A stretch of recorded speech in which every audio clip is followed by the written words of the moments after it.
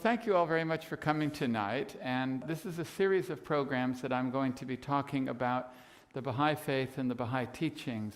But really, I'm not talking about one religion. I'm talking about all the great world's religions, because as Baha'is, we believe that there is truly only one religion. There's only one God and there's only one religion. And it's only that mankind has divided the great religion of God into different religions. So we believe that the founder of Christianity, Jesus, the founder of Islam, Muhammad, and Buddha, and Krishna, Abraham, all the great religious traditions we have in the world, all of these founders came from the one true God. So tonight, I don't want to speak just about my beliefs as a Baha'i. I want to speak about what I believe is the eternal faith of God, the faith of God that has begun in the past and is continuing through in the future. Later on in this program, I'm going to talk a little bit about how all the religions are one. But tonight, I was asked to speak about the subject of my new book, which is now called The 12 Signs of Love. And the reason I chose this is that love is a very important principle in all the religious teachings. And so I looked at the concept of love in Christianity, in Islam, in Judaism, in Hinduism, and in the Baha'i teachings. And I found that love can be defined in various ways. And if you classify and analyze it, you'll find that love has really 12 signs or 12 faces and so on. Sort of like there's 12 signs of the zodiac. And so I called my book The 12 Signs of Love. And if you want to know if somebody really loves you, how many of you would like to know if someone really loves you? 1, 2, 3, that's good. How many of you would like to really love somebody else in the truest way? All you have to do is measure those people against these 12 signs of love. And if they have every one of those signs, that's true love. And if you find that you are not able to love someone, maybe you're missing out on one of the 12 signs. And so, because love is so important, really, this is what religion has come for. Religion has come to unite the world, to bring people into harmonious relationships. Because if you look at all of creation, you can say that everything in the physical universe, whether it be the minerals or the plants or the animals, anything biological, is held together by some mysterious force of attraction. Would you agree? Even minerals are attracted. Even atoms are attracted to form molecules. There's something in the universe that causes attraction. If you look at the universe, you will see that everything is built on attraction. In fact, wherever there is life, you'll find that the atoms are holding together. And whenever there's not life, you'll find the atoms are falling apart. Look at any plant. When it's alive, it's growing and attracting other atoms. As soon as it dies, what happens? It disintegrates. It just disintegrates. So really, the whole universe is based on life and death being integration and disintegration. So really, as far as I'm concerned, love is the same as attraction, is the same as unity. They're all the same, and it's the same as life, because this is the general principle of creation. It's attraction, it's unity, it's life. Right now, in the world, the life is going out of the world because there's a lack of unity in the world. And there's a lack of unity in the world because there's a lack of love. And so all of the religions have come to give us an understanding of what is love and how we can practice it and give us the motivation. So I feel it's really important that all of us understand what love is, because today there are many definitions of love. We bandy that word around so much that I don't even know what it means myself. Would you agree? In fact, I remember reading one time that Eskimos have many words for snow. Did you hear that? They have many words for snow, because I guess they deal with a lot of snow and so on. And I heard also that the Chinese have many words for rice. Did you know that? They have many different words, different colors or different how it's cooked or something. And I heard that the Arabs have many words for sand. Because I guess if you deal with something a lot, you know the little nuances of it, and you can't, one word is not enough. I think we need that with love. In other words, we just use the word love, but there's so many different nuances. So now I'm going to define love in terms of 12 signs.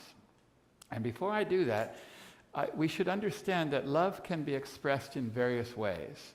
And we can learn about love in different ways. For example, one kind of love is the love that God has for mankind. That's a particular kind of love, the love that God has for man. Now, this is a particular love, and this is the primary force of love. This is where love comes from. This is the source of love. But when we think of how God loves man, is that how we think of how we love other people? Perhaps not, but it is one form of love. There's another form of love, which is the love of man for God, and the way in which we are to love God and know God and love Him has a different dynamic. So there's a different form of love. There's another kind of love, which is the love of man for other men or other humans. Love of man for man, which is a different kind of love. And actually we can learn about love by analyzing the different forms of love. So I may talk tonight about the man-God love, or the God-man love, or the man-man love, or human love, and so on. But every form of love can instruct us. For example, how many of you love your dogs or your cats? You do, right? I know some people that show better love to their animals than they show to other human beings. They show more tolerance, they show more forgiveness, and so on. And so sometimes it's useful when thinking about how to apply love towards someone to think of one of the other relationships. Like, for example, if I'm having difficulty loving a particular person, I might think, well, how do I treat my dog? If my dog did something, and that will help you, because maybe you can use human-animal, and maybe it will help. In fact, it's a very good way to teach children love, is to get them to care for animals. It's a very, very good way. If an animal is sick, give the child the ability to care for the animal, because children naturally like to care for things. Even little children, they like to even put bandages on dolls. Have you noticed that? And care for it and so on, because it's a natural human emotion that you can train. In fact, many adults that become criminals and are cruel to human beings or even murderers, they often say that they first learned hate by showing hatred towards insects or animals first. So in other words, both hate and love can be learned from this relationship with other animals. In other words, love is not something that we learn in isolation. We can learn it through all relationships. So let's go ahead and look at the 12 signs of love. And I want you now to think of a person that you would like to show a little more love to. Or you would like to really let them know you love them, or you're in a relationship with them where you should be showing some love to them. Perhaps a spouse, or a child, or someone that you work with, or someone in your community, and so on. And see if you're doing all 12 of the signs of love. So the first sign of love. If you want to take notes, you can write them down. We're going to have 12. The first sign of love is praise. The first sign of love is praise.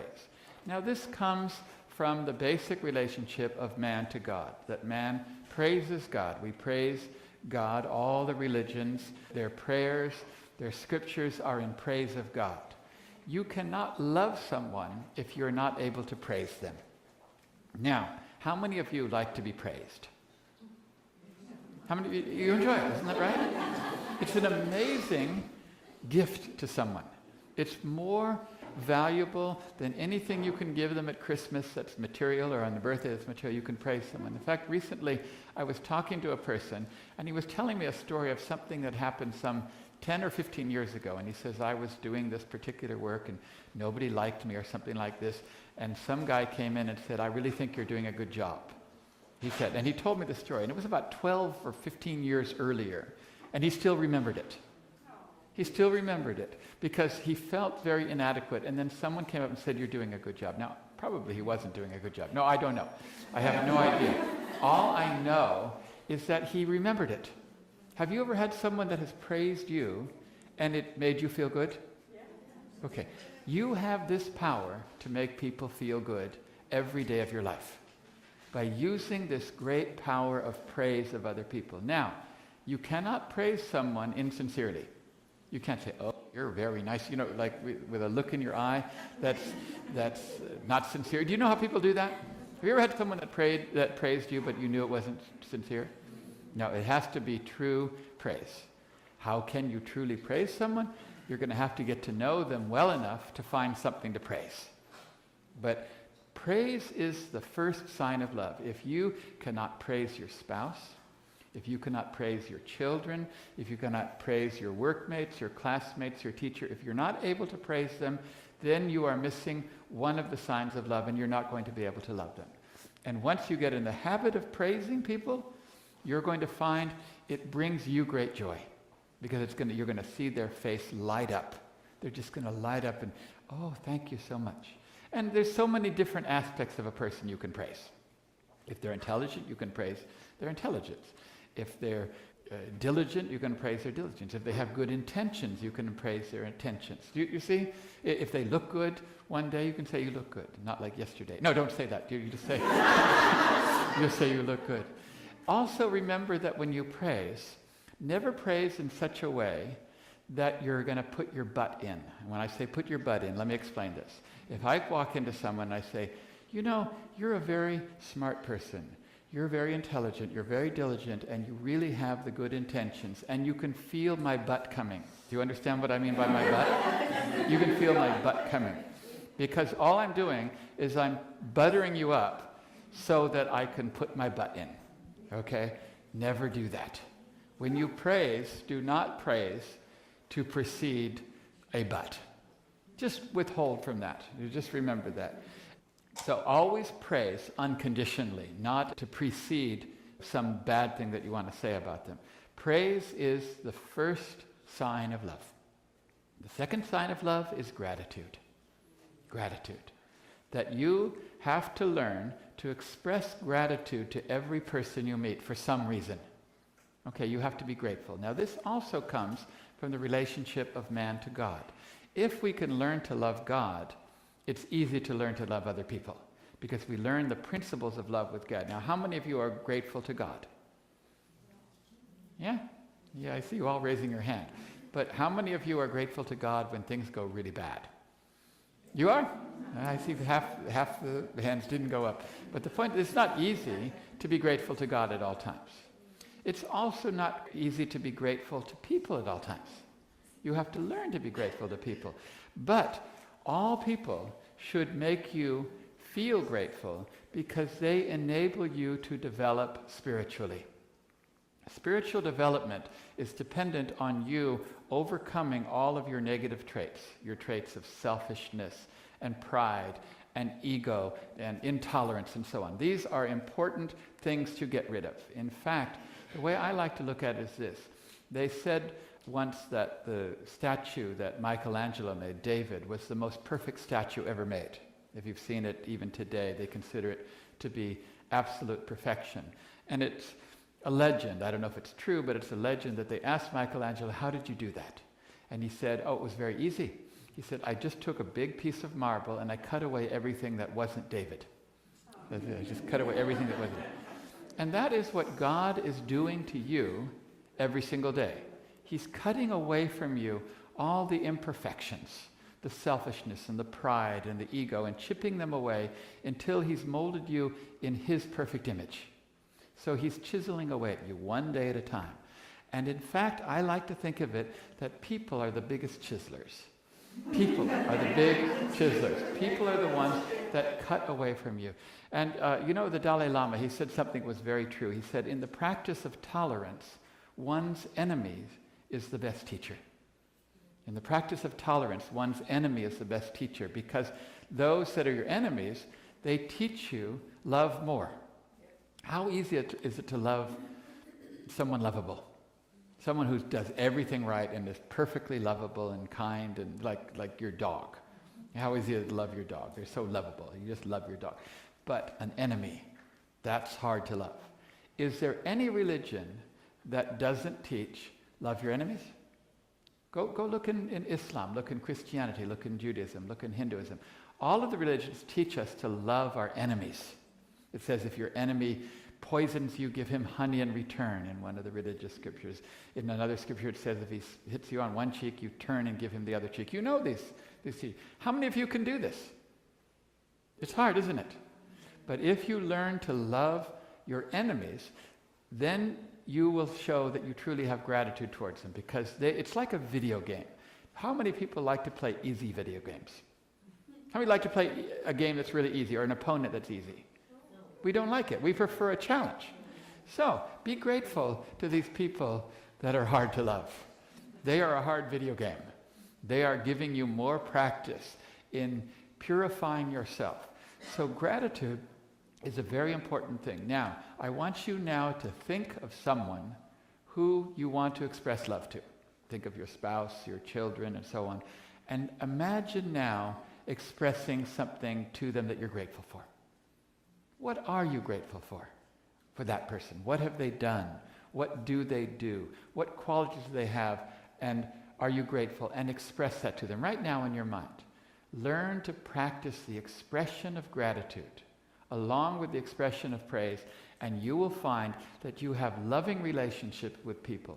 You will find that many of their faults will disappear, and you will no longer see them because you're focusing on some other aspect of their character. Those are the first two signs of love, praise and gratitude. And we must learn to show praise and gratitude towards God every day and practice this in our behavior with other people. The third sign of love is the hard one. It's the one that we must all learn to do sooner or later, and that is forgiveness. Forgiveness is the hardest of the 12 signs of love, in my opinion, because people can be pretty rotten. They can be pretty cruel. They can do things to you that are terrible. I mean, they can do criminal things to you. They can abuse you. They can rob from you. They can cheat. They can lie. Is that right? And yet we're told in all religions that if we cannot learn to forgive, we cannot learn to love. In fact, Martin Luther King was the first that I ever heard express this principle. He said, "He who is devoid of the power of forgiveness is devoid of the power of love." And this is interesting, coming from someone who comes from a tradition, a background of oppression for some 400 or 500 years, and yet he understood the principle that if you cannot learn to forgive, you can never learn to love. And guess what? You're going to have to forgive everybody sooner or later, because nobody is perfect. So we'll do a count here in this room. How many of you are perfect in this room? Can I see? Is anyone perfect? Okay. So is that true that anyone that you're going to have to love is also not perfect? Okay. Therefore, sooner or later, you're going to have to forgive that person. In order to love a person, you're going to have to forgive them. And forgiveness is the surest way for you to free yourself, because forgiveness has absolutely nothing to do with letting the other person off the hook. Forgiveness frees you. Forgiveness, who cares about the other person? So they've got a fault. But when you forgive them, and unconditionally, none of this forgiveness like, oh, I want to tell you all the bad things you did to me, and I want you to nod and admit it and acknowledge it and apologize, then I forgive you. That's not forgiveness. That's not forgiveness. That's just some cruel form of vengeance or venting out of the person. No, true forgiveness is that you don't mention it. You just let it go. And when you let go of your hatreds for someone, you will find that a certain part of you has been cleansed. Because any time you withhold forgiveness, it's a sure sign of your attachment to something material or something selfish. You don't forgive someone because perhaps they hurt your pride. So the forgiveness is actually showing you that you've got pride. Or you might not forgive someone because they stole something from you. So your lack of forgiveness is teaching you your materialism. Do you see what I'm getting at? Anytime you don't forgive someone, make it a diagnosis of your own attachment. You say, my lack of forgiveness is showing me, it's pointing a finger. Every time you point a finger at someone, 3 are pointing back at you. So when you say, I don't forgive that person, say, okay, why don't I forgive them? And I don't forgive them because I have some material attachment to pride, to selfishness, to ego, or something, status, whatever it is. There's something that has been hurt, and it's good that thing is hurt. I want that chiseled off of me. And the act of forgiveness is the way in which you can do this. So forgiveness is wonderfully liberating for you. I had a friend of mine who, we were in a seminar on forgiveness, and I told everyone in the class, go home, pick a person who you haven't forgiven in the past, or you're having a problem with, and speak to them imaginarily and forgive them. I mean, you don't have to say, I forgive you, because even sometimes saying I forgive you is quite presumptuous. Just speak to them in such a way that shows you have absolutely no animosity towards them, and say that. And then come back next week, and they all came back to the class next week, and I said, just do it in thin air, just to practice and see how it feels. And they all came back, and they all said, it was all great, and I felt like a weight was taken off my shoulders. And one man said to me, he said, I did it that night, and then the next morning I actually said it to the person. And I said, that wasn't the exercise. Why did you? It wasn't the goal. I just wanted you to practice it. He said, well, I don't know. I did it that night before, and then I found that I just had to do it to the person for real.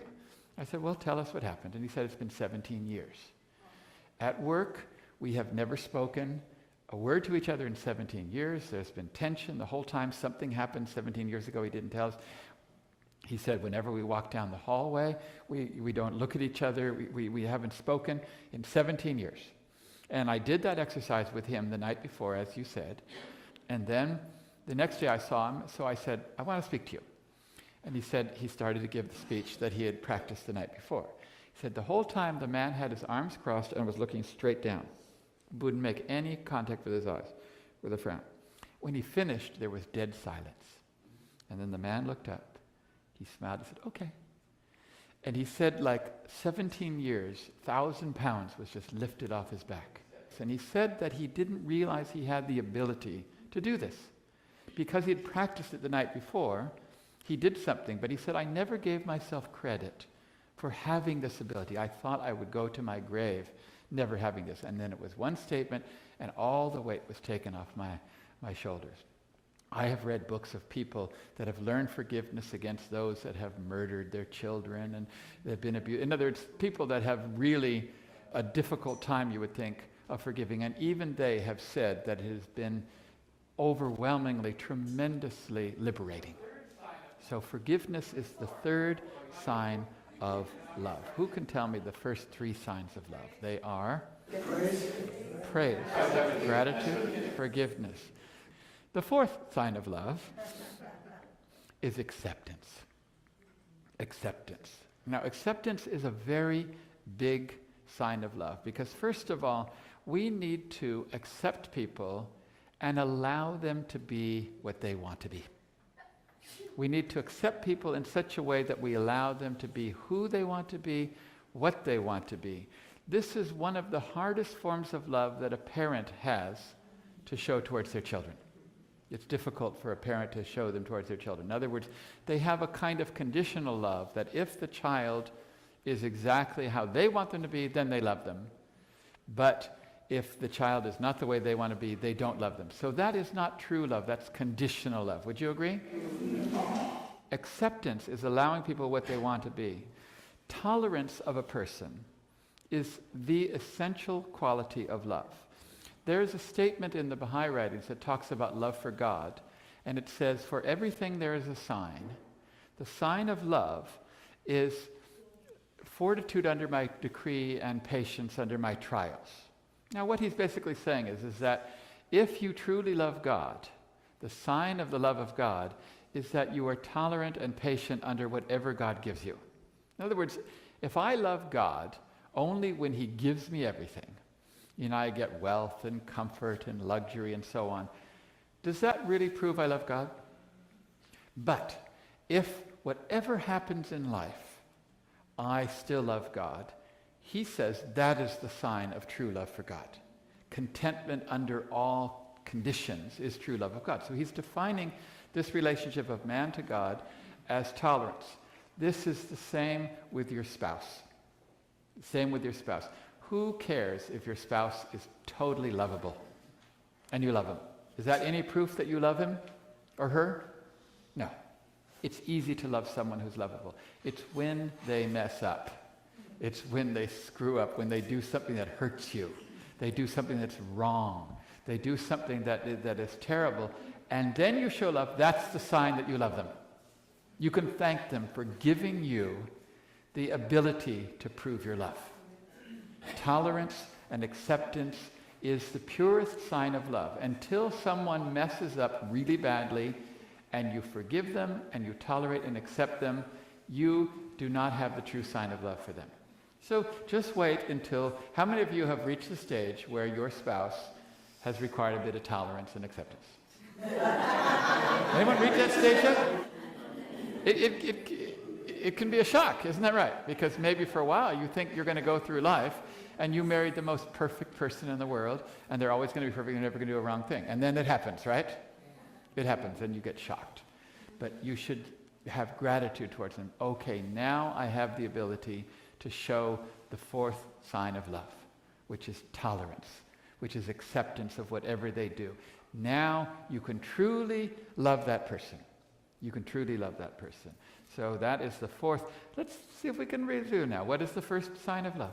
Praise. Second sign of love? Gratitude. Third? Forgiveness. Fourth? Acceptance. The fifth? And they're going to get harder, by the way. They're getting hard. The fifth is to overlook their faults. To overlook their faults. To not look at their faults. It's a very important principle. Does your spouse have faults? Who has a spouse that has faults? Raise your hand. Do your children have faults? Do your children have faults? Do your workmates have faults? Do your brothers and sisters have faults? Of course, everybody has faults. The goal of love, the sign of love, is that you ignore those faults. Because I'm going to let you in on a little secret. The goal of life is to realize that faults do not exist. Wow. Now, you may say, faults exist. No, they don't exist. Faults are just the absence of good qualities. Look in the world and you'll see that there are not two positive forces of anything. There's a force and then there's a relative presence or lack of it. For example, in this room there's light. Now there could be darkness in this room, but darkness is actually not a positive force. Darkness is the absence of light. If you went into a dark room, someone would say, turn on the lights. No one would ever say, turn off the darkness, because you can't turn darkness on and off. Darkness actually doesn't exist. It's just the lack of light. And so a fault of a person is just the dark part of them. The fault is the dark part of them. This brings us to the primary principle of, what are we up to? Praise, gratitude, forgiveness, acceptance, overlooking faults, which is the fifth. The sixth is to see good in all people. To overlook the faults and to see good. Now, seeing the good in someone is related to not seeing their faults. I want to ask you, how many of you can see God? Who can see God? Close your eyes and take a look at God. Who sees God? What did you see? Anyone see God? You see a man with a beard. I don't know what you saw. Okay. I'm going to give you a new way of thinking of God, even if you don't believe in God. A lot of people don't believe in God. In fact, atheism is increasing today. I'm going to define God in a completely new way. I want you to think of good qualities of human beings.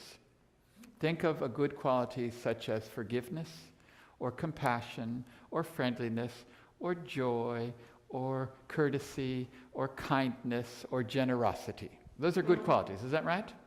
Now, anytime you see a good quality, say that's God. If you see generosity in a person, say that's God. Generosity is God.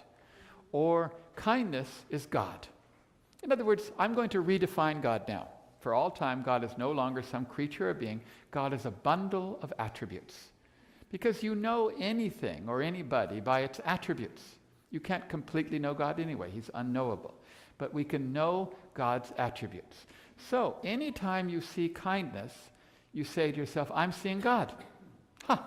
There's kindness, I just saw God. A little bit of God in that person. Or there's generosity in that person. I just saw God. In this way, every person you meet is an unopened letter from God, as long as you can find a good quality in them. If you can't find a good quality in them, you don't find any God in them. Now, it says in all the religious scriptures that man has been created in God's image. You know this, right? Man's been created in God's image. You say, well, what are you talking about? Do we look like God or something like that? Or everybody looks different. What does God look like then? No. We're created in God's image because human beings have the capacity to reflect the good qualities of God. So anytime you see a person, if you look for a good quality in them, you're going to find God. Now, it's much easier to love that person if you see God in them. Because if I look at you right now and I see courtesy, then I say, that's a quality of God. Now I'm seeing God. I love him more because I'm loving God. And it's pretty hard to hate a person if you see God in them.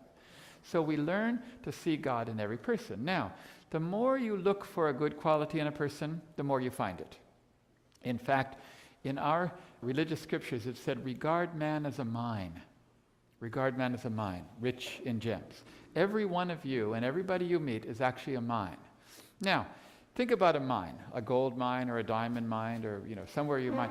How hard is it to get the gold or the diamonds out of the mine?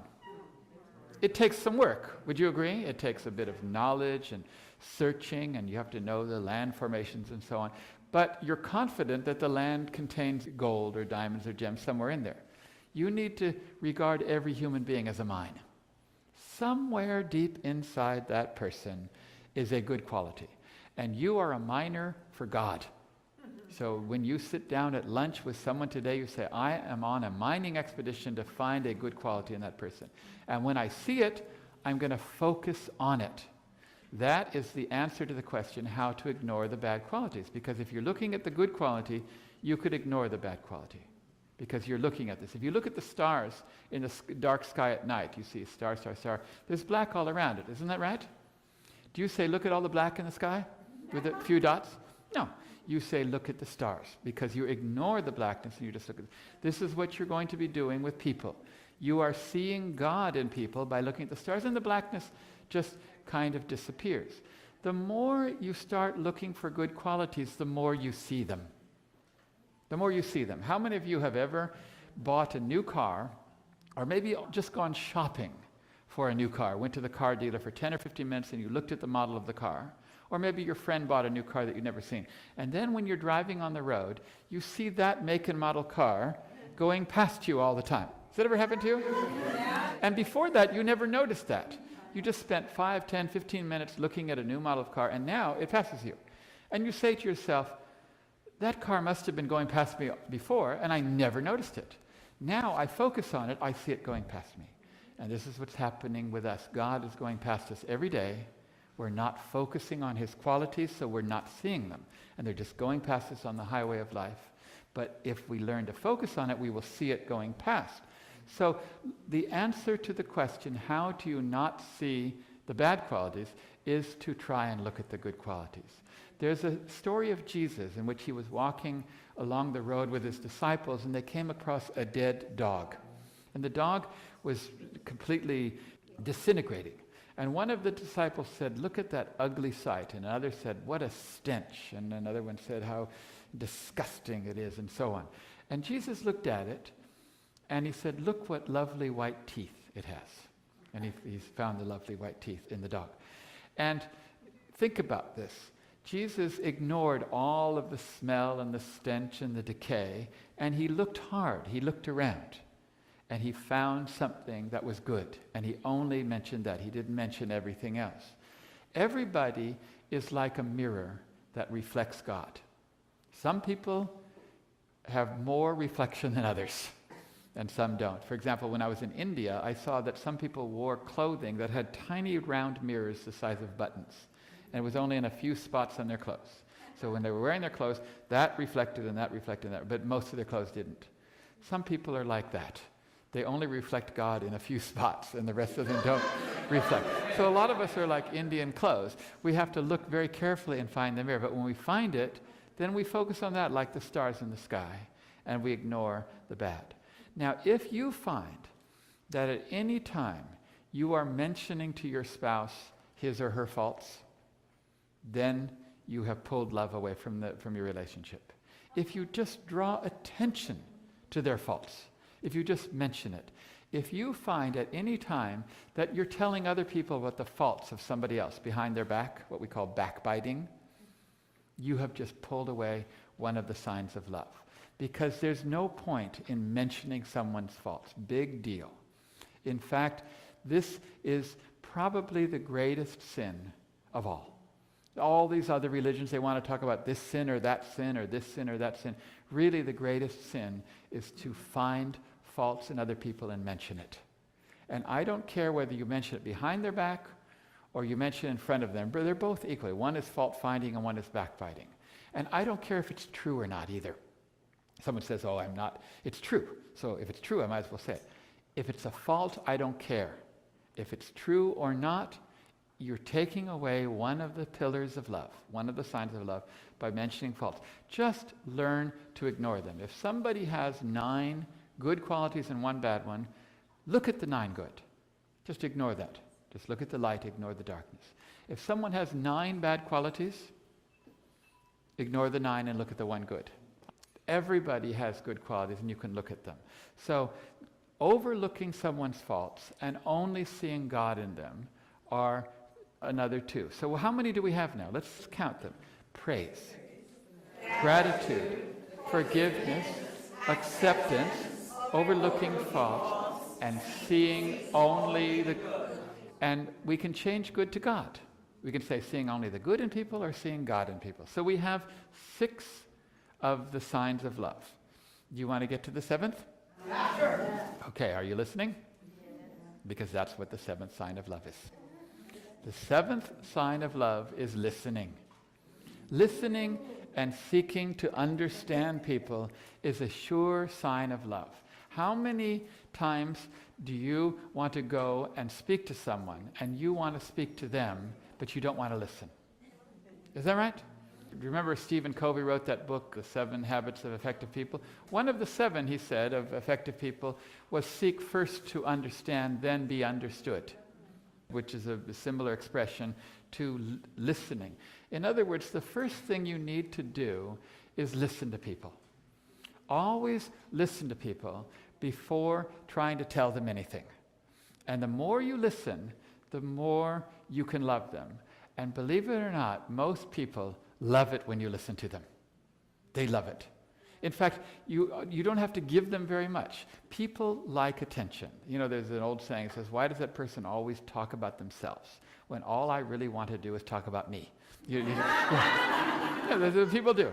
Everybody. Sometimes I see people talking at a party, and it seems like a tennis match. They say, well, I did so-and-so and so-and-so. I went to Paris, I went to this, and say, oh, well, I did such and such and such and such. Says, well, yeah, but I did this. And all they're doing is trying to pull the conversation back towards them, and then they're pulling it back towards them. And it's like a tennis match. If one of them would just relax and allow the other person to speak about themselves and to listen very hard, listen intently. You know, you learn so much by listening to other people. You get so much more out of life by listening than you do by speaking.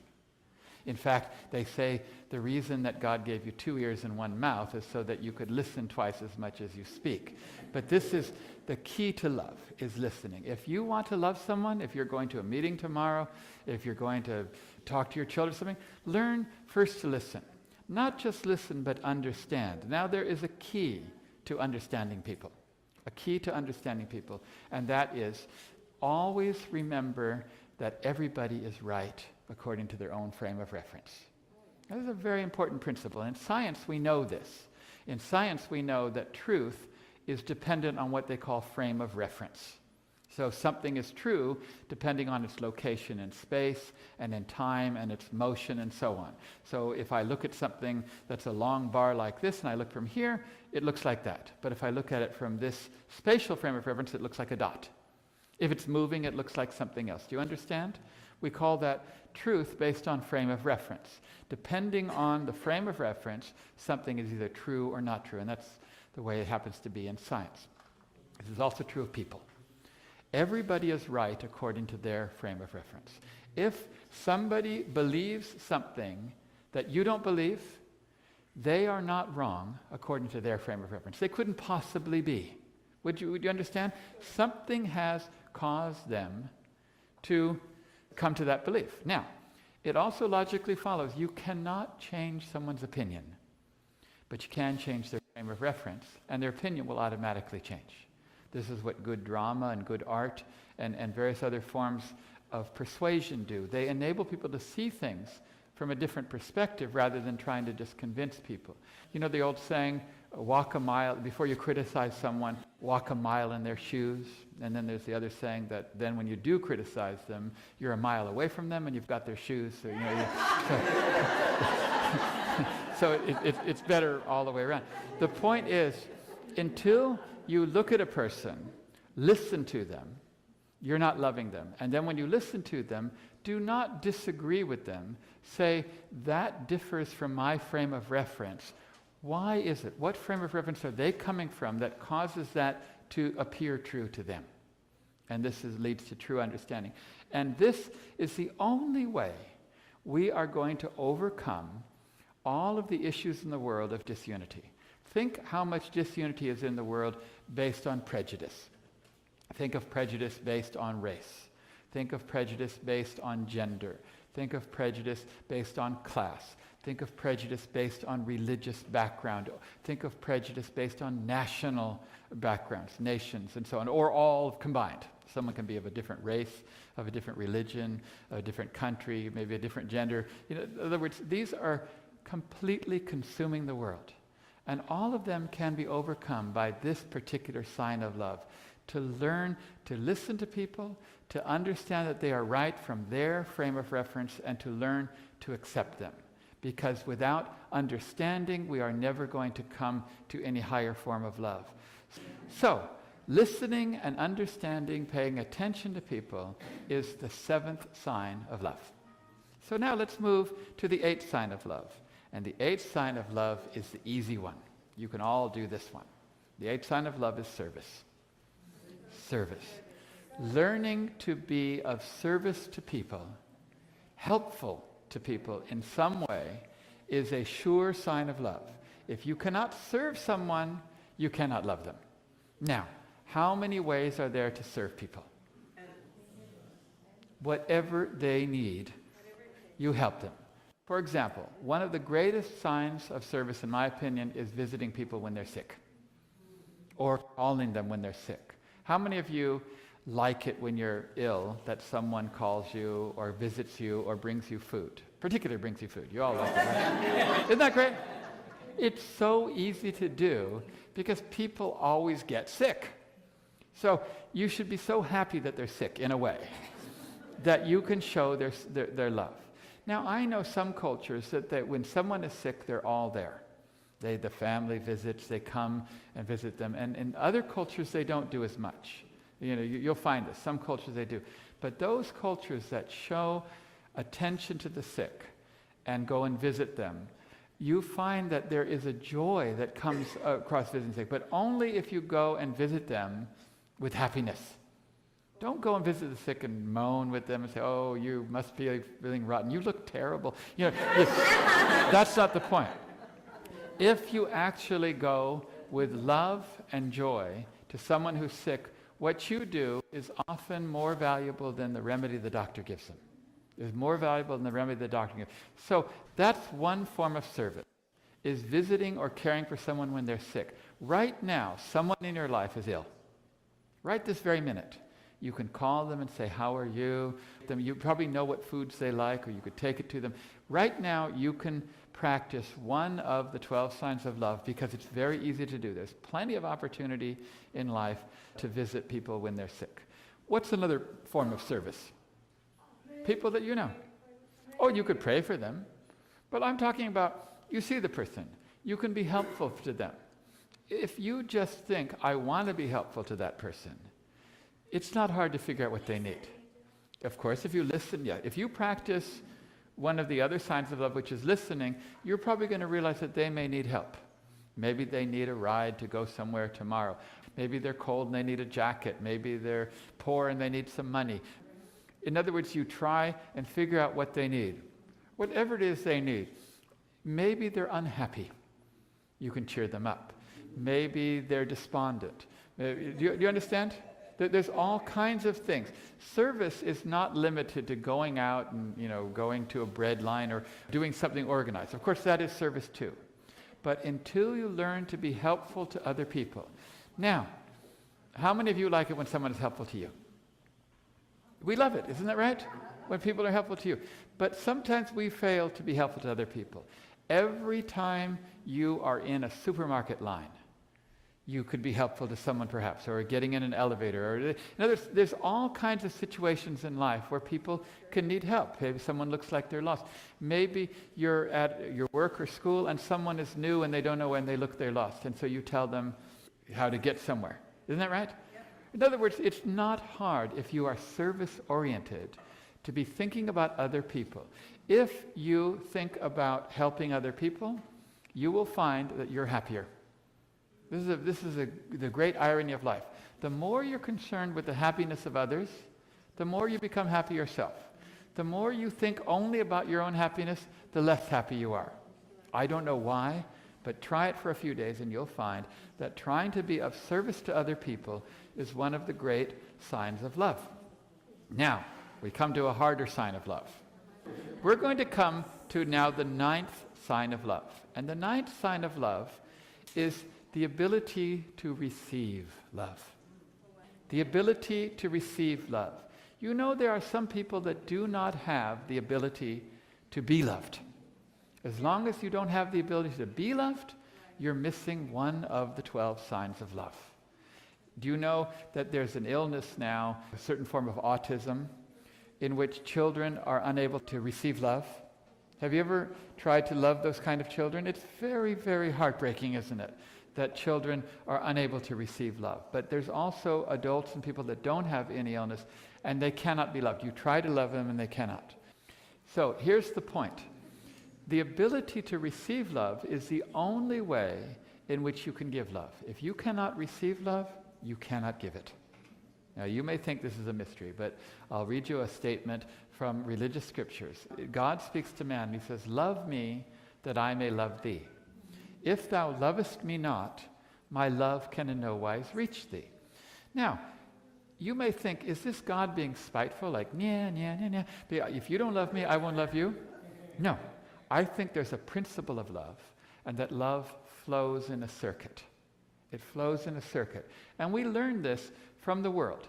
If you look at the way in which electromagnetism works, you'll find that it flows in a circuit. For example, electricity only flows out when it flows in. Did you know that? In fact, we didn't know this for thousands and thousands of years. We thought electricity was some curiosity, and then finally, by accident, it was discovered that if electricity flows in, suddenly it goes out. You can prove this yourself. Go up to an electrical wire that's exposed, and jump onto it, grab it, and hang on to it. Okay. Now, there's thousands and thousands of volts, and you know what? You won't die. You know why? Because no electricity will go into you as you're holding it. But if you touch the ground and let electricity go out, then electricity will go in you, and don't do that. I mean, it's a test. It'll prove this principle, but you'll die. The point is that until electricity flows out, that's why if you look at any electrical plug, it has two. It has one that comes in and one goes out. Now, if electricity starts to go out, then it comes in. This is true. If you let the love of God into you, then it will come out. You do not have to be a generator of love. All you are is a circuit of love. It flows into you, it flows out. If you can receive love, you can give love. So you must learn to receive love. Now, some people, particularly men, for example, tough men, they don't like to receive love. Maybe they're uncomfortable with it or something like that. But we have to learn to take love, accept it, receive it. To receive it with gratitude, to receive it with praise, to receive it with joy. And if you can learn to receive love, then you can learn to give it. So that is the 9th sign of love. The next sign of love is that the love must be completely unconditional. The love must be complete. In other words, you love people for no reason that is selfish. In fact, I'm going to say it's selfless love. Now, the way to define selfless love is to think of love that's not selfless, and I want to define what I call selfish love as the love of the butcher for the lamb. I want you to think about love of the butcher for the lamb. If the lamb thinks about the butcher, he says, that butcher really loves me. He feeds me. He takes care of me. He protects me from the wolves. Would you agree that from the lamb's point of view, the butcher loves him? Would you agree? But does the butcher really love the lamb unconditionally? Or he does love the lamb, but why does he love the lamb? To make food and money and to kill him. That is selfish, conditional love. Now, how many people do you know in life who have expressed towards you butcher lamb love? Have you ever had some butcher lamb love in your life? Yeah. Sometimes people, they love you, but if you think about it, the reason they love you is for some selfish reason according to their own needs. True love is love that you love someone unconditionally. There's nothing in it for you. You love them purely for the sake of God and not for yourself. It doesn't mean that they may not do something good for you, but that's not the reason you love them. And if they didn't do that thing, you would still love them. This is true, unconditional love. Until we can learn to do that. You know, a lot of people, they're in love, and then they're not in love. In Hollywood, I think it takes about a week. Is that right? No, I'm serious. Is it right? Yeah. And if you read in the newspaper, the person says, oh, I'm so in love with that person, they do this and that. And all that it really is that at that moment, the other person does something for them that makes them feel good. You know, they look good, or they have money, or something that they do that is meeting their needs right now. As soon as those needs are not met, they no longer love them.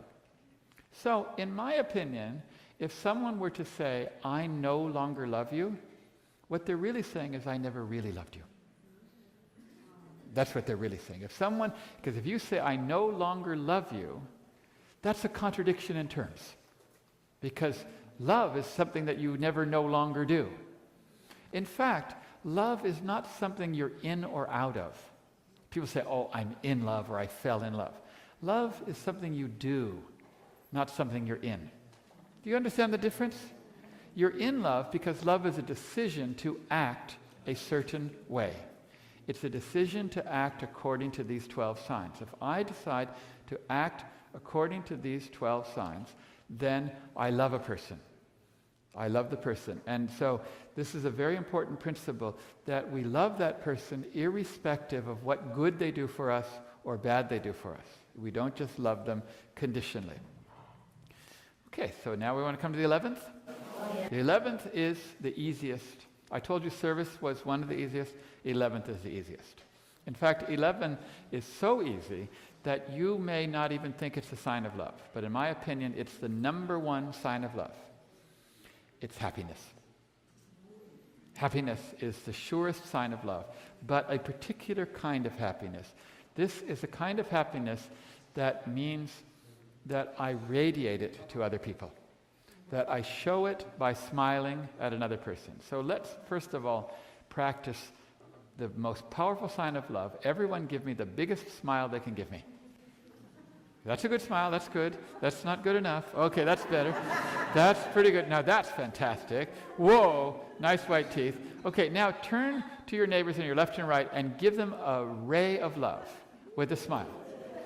Look at that. Okay. Now, you may be surprised how powerful that is. What I call that is not just joy. I call it joy and radiance. Joy and radiance. Because to have joy is one thing, but to radiate joy is another. For example, if the sun had heat and light, but it never radiated, what good would the sun be? It would be no good.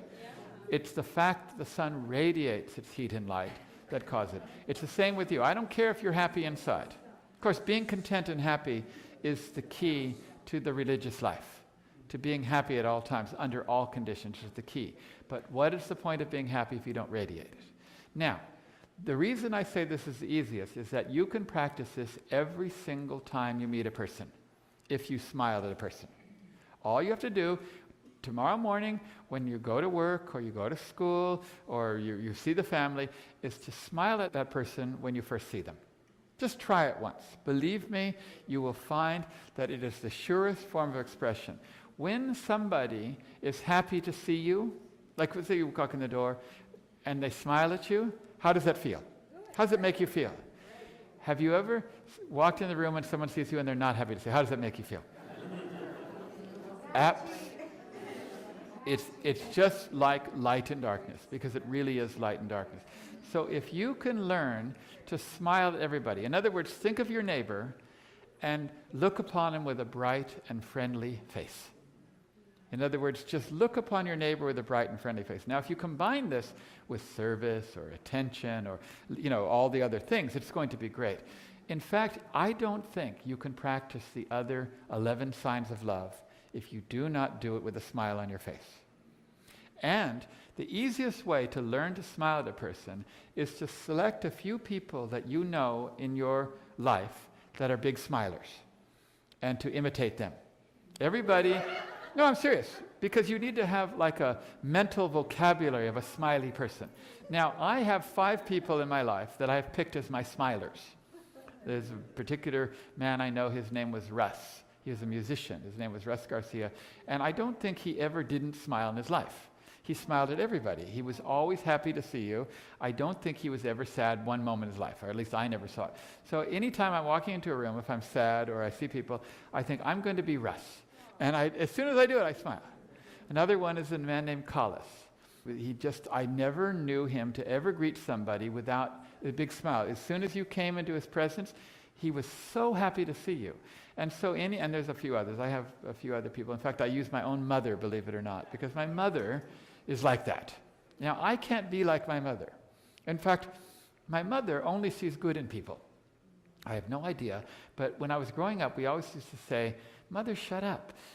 Because she would say, oh, isn't so-and-so so wonderful? Isn't she so this? And I'm thinking, I know all the bad things about my mother, about that person. But my mother would only say good things. Do you ever know people like that? I grew up. Finally, I got to be about 50 years old, and I realized that everybody likes my mother, and nobody likes me. No, I'm serious. You're laughing. And finally it dawned on me. It took me, almost my whole life to realize that when you only see the good people and you smile at people, it's a whole lot better. It's a whole lot better.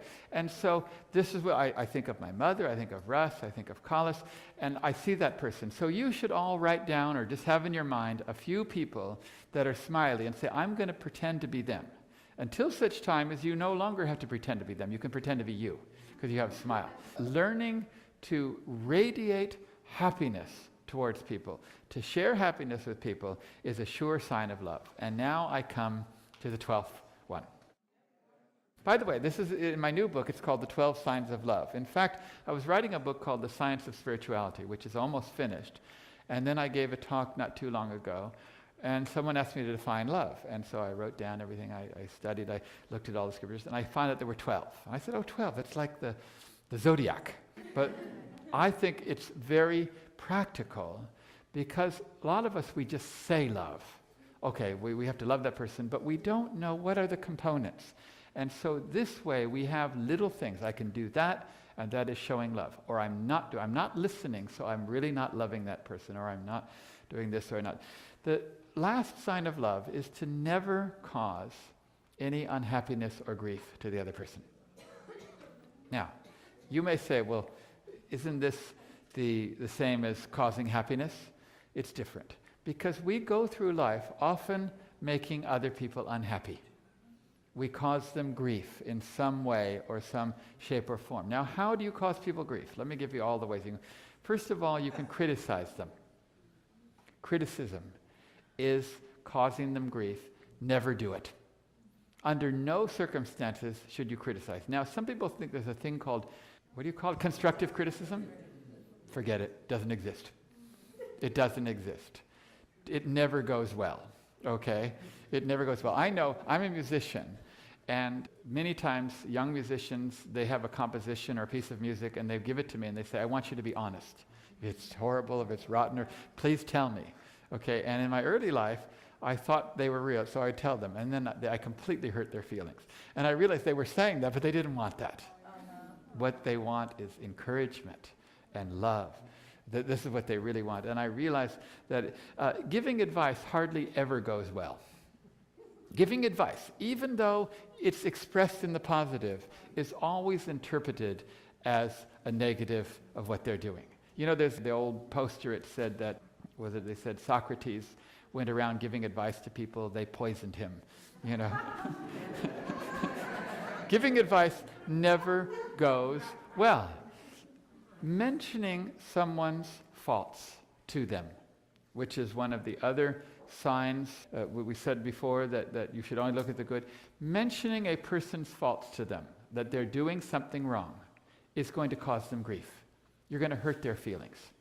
Okay, so if I look at you and I say, really, you shouldn't be doing that. That's not a good thing to be doing. I don't think it's good. But you have them. No. It's not a sign of love because I cause you grief. I don't want to cause you grief. Any bad quality, you improve because I focus on your good qualities. For example, if there is darkness in a room, can I turn the darkness off?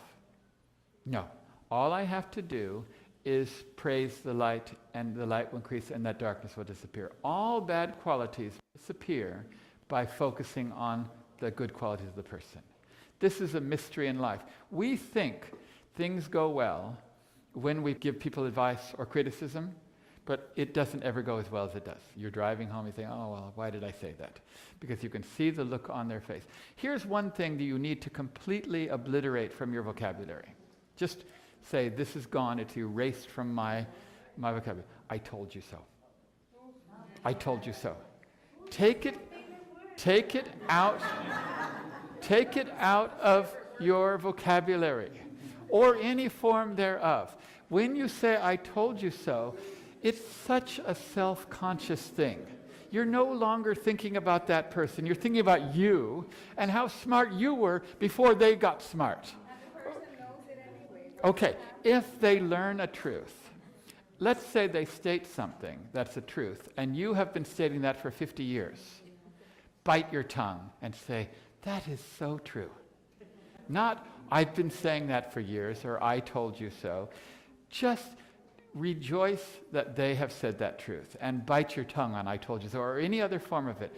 Because you will find that the more you're concerned with the joy and happiness of other people, the more you're in tune with it, that every word that comes out of my mouth can either be honey or poison.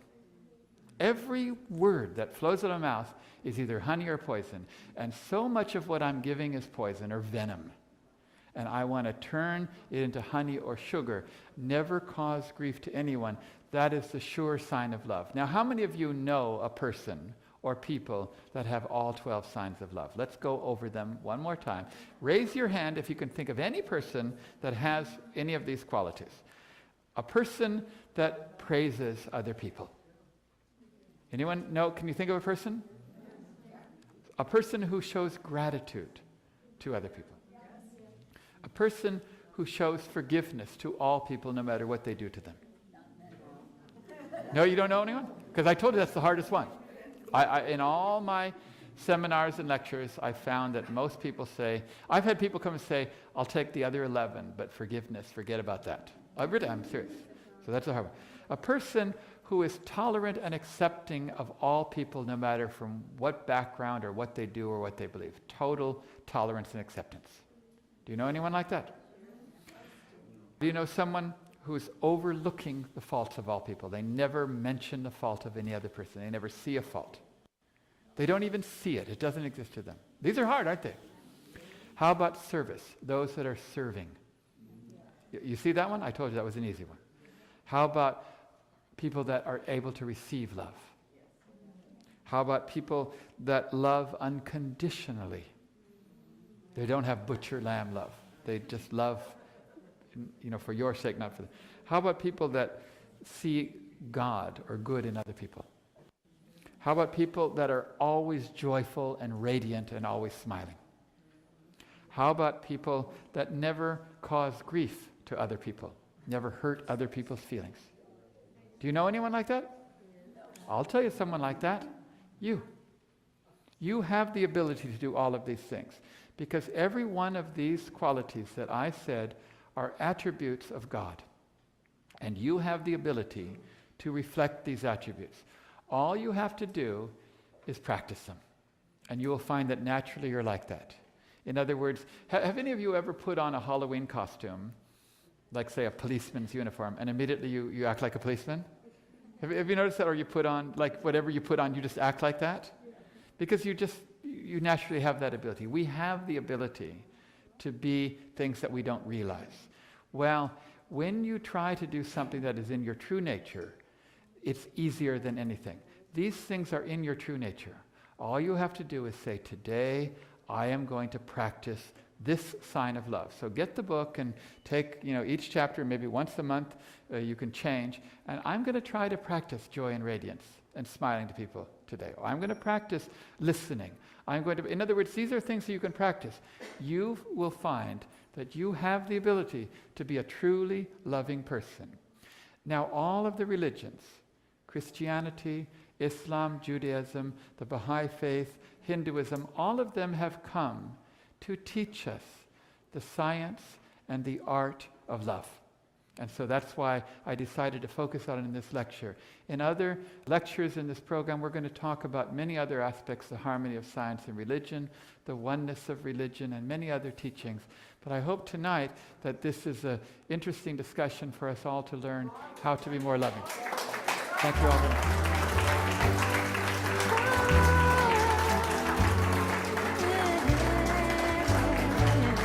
Thank you.